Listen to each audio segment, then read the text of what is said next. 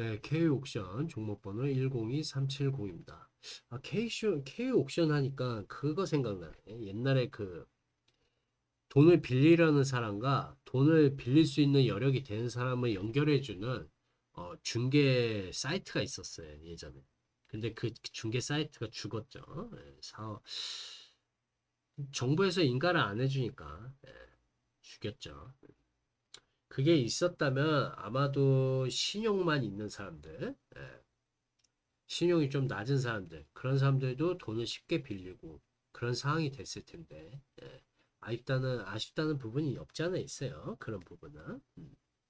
인터넷에서 거래되니까, 아, 크게 문제 될 것도 없고, 어느 정도는 정부가 문제가 생기면, 어, 수사가 들어갈 수도 있는 상황인 거죠. 그쪽에. 이해되시죠? 무슨 말인지.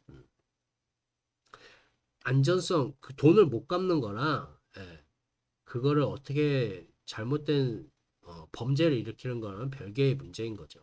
그러니까 그 사업이 아직도 활발했다면 개인 투자자들, 그러니까 그냥 현금만 들고 있게 현금, 그러니까 은행에서 주는 이자는 만족스럽지는 않지만 대부업을 하자니 나는 전문성이 없고 신용 분석이나 그런 걸 없고 수수료만 조금만 떼어주면 그거를 어느 정도 검증된 자료가 올라오고 그 사람의 신용도나 이런 것들 검증된 자료가 올라오고 돈만 있으면 빌려줄 수 있는.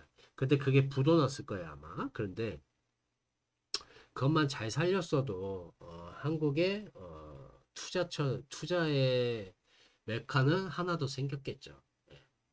그러니까 주식 시장, 채권, 뭐 은행 이자도 뭐 은행 이자도 투자처럼 칩시다. 현금도 어쩌면 증시가 안 좋을 때는 현금도 소중하니까 현금을 홀딩하고 있는 것도 투자 방식의 하나이라고 볼 수 있죠. 그리고 뭐 하려고 했지? 비트코인은 저는 투자라고 보진 않아요. 매매라고 보고 이런 것도 매매라고 표현하는 이유는 기술적 분석만 제가 얘기를 하기 때문에 매매라고 표현하는 거예요.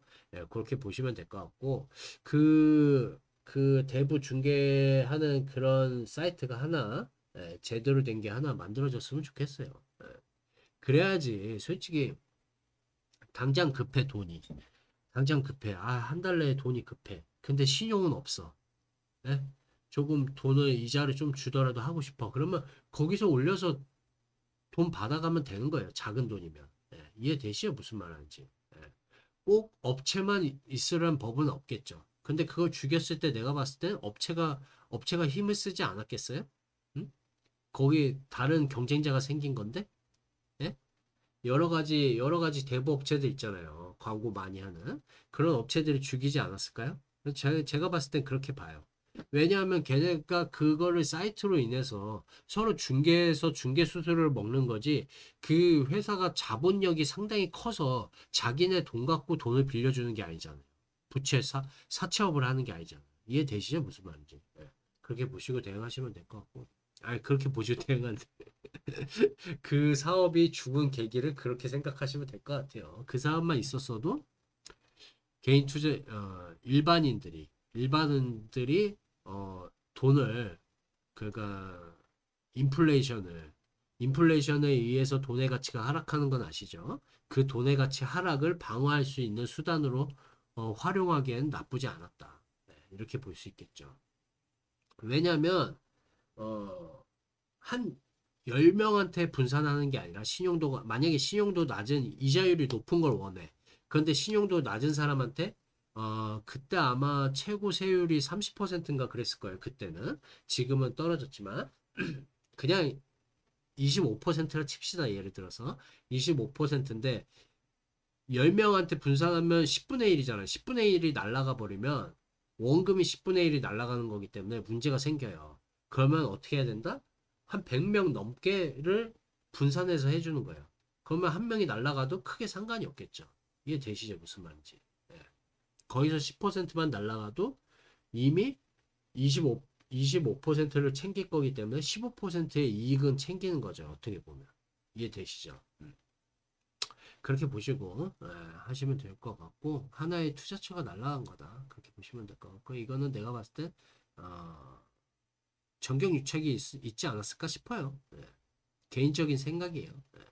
내피셜이라 칩시다. 4594.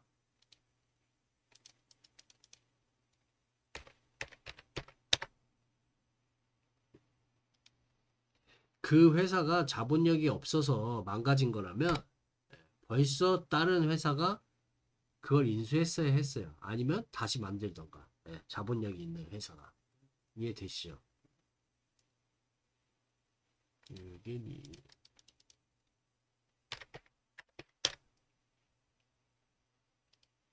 만약에 흘러내리면 여기서 매수하시면 되는 거고, 시가를 세게 띄운다 여기서 매수하시면 되되, 상당히 종가 대비해서 상당히 높게 사는 거잖아요. 그러면 손절료를 상당히 낮춰야겠죠. 예를 들어서 7% 손절을 한다. 그러면 5%나 3% 손절을 해야 되는 거고, 자기가 평균 10% 손절을 한다. 이런 종목인 경우에, 상한가 가는 종목인 경우에 10% 손절을 한다. 그러면 5%에서 7%는 손절을 해야겠죠. 이해되시죠? 그렇게 보시고 대응하시면 될 것 같고, 이게 꼭 시가가 여기까지 뜰 수 있다는 보장은 없죠. 이렇게 뚫고 안착을 한다. 언제든 그 후에 거래에도 이렇게 상승하다가 스무스하게 상승하다 뚫고 안착을 한다. 그럼 매수하시면 되는 거고. 이해되시죠? 무슨 말인지? 점점 이 저항대와 종가 간의 거리가 좁혀져 가면서 뚫고 안착을 한다. 그럼 매수해 볼 만하다는 거죠. 이해되시죠? 그리고 좁혀져 가면서 시가 뛰어서 안착을 한다? 그러면 손절률은 그대로 유지하셔도 상관없겠죠. 왜? 높게 잡는 케이스가 아니니까. 왜 그러냐면 시가 띄우는 케이스 중에 하나가 던지기 위해서 시가 띄우는 케이스도 있어요. 그러니까 조심해야 된다는 거죠. 시가 띄울 때는. 7635. 하나 더 잡아드려야겠죠. 7635. 네, 저항대 7635. 네, 이렇게 해서 이렇게 보시고 대응하시면 큰 무리 없이 대응하실 수 있을 거다.